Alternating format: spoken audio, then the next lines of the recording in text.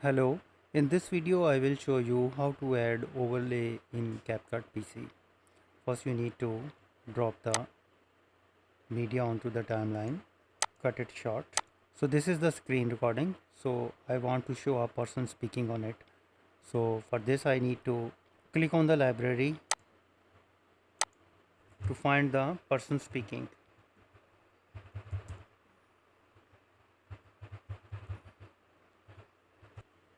So download this clip, click on this arrow, put on the top media, click on the top layer, and here you will see that some handles. Drag it to make it short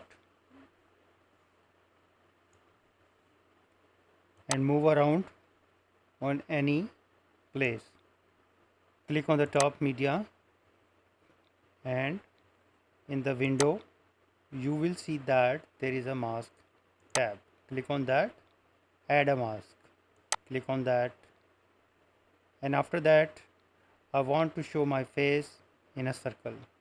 Click on a circle and here you can adjust it.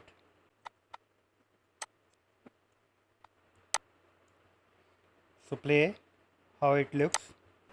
First you need to click on the media and